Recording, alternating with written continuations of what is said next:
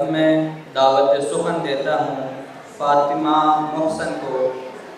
Fatima Mohsin girls college VIP girls college Talagang Chakwal سے تشریف لائی۔ اعوذ باللہ من الشیطان الرجیم، بسم اللہ الرحمن الرحیم۔ معزز سامعین اور صدر علی وقار، السلام علیکم۔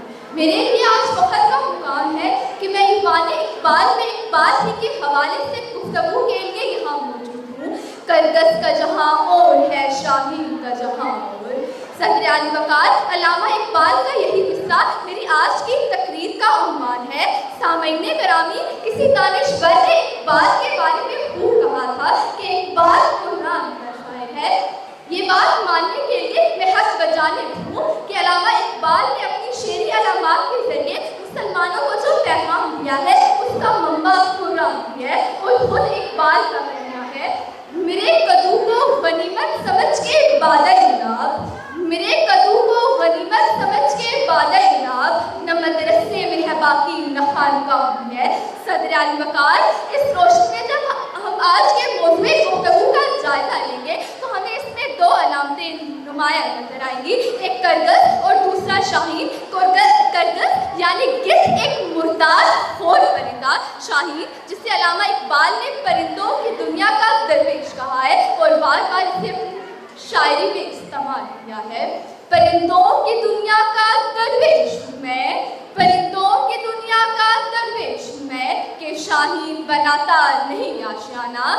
صدر علی وقار، اقبال ہمیں یہ سمجھا رہے ہیں کہ شاہین اور گدھ دو پرندے ہیں جو ایک ہی فضا میں پرواز کرتے ہیں، ایک جیسے ماحول میں رہتے ہیں، مگر اس کے باوجود ان دونوں کو ایک ساتھ نہیں سمجھا جا سکتا۔ کیونکہ بظاہر تو دونوں ایک ہی فضا میں پرواز کرتی ہیں لیکن دو الگ الگ جہانوں کے باشندے ہیں۔ پرواز ہے دونوں کی اسی فضا میں لیکن، پرواز ہے دونوں کی اسی فضا میں لیکن، کرگس کا جہاں اور ہے، شاہین کا جہاں اور ہے۔ ملاحظہ فرمایا آپ نے، اقبال کے سامنے اینٹ اور پتھر کی تعمیرات کی کوئی حیثیت نہیں ہے۔ صدر علی وقار، انسان کی سوچ دنیا کو تعمیر کرتی ہے، فکر کی جدت، سوچ کی تازگی، نئے آئیڈیاز اور ایجادات، یہ ہے اقبال کی نگاہ میں جہان۔ صدر علی وقار، جو لوگ مادے کو سب کچھ سمجھتے ہیں اور روح اور لطیف خیالات سے آگاہ نہیں ہیں، وہ کبھی اقبال کے پیغام کو سمجھ نہیں سکتے۔ صدر علی وقار، میں پھر اقبال ہی کا شعر دہراؤں گی تاکہ دو الگ جہانوں کا تصور واضح ہو جائے۔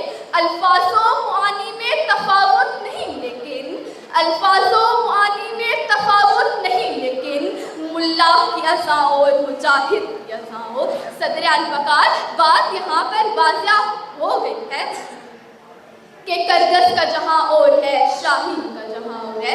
صدر علی وقار، آئیے آج ہم مل کر دعا کرتے ہیں کہ ہم کرگس کے جہان سے نکل کر شاہین کی دنیا میں داخل ہو سکیں اور اقبال کے خواب کو شرمندہ تعبیر کر سکیں۔ این دعا از من و از جملہ جہاں، آمین بات، شکریہ۔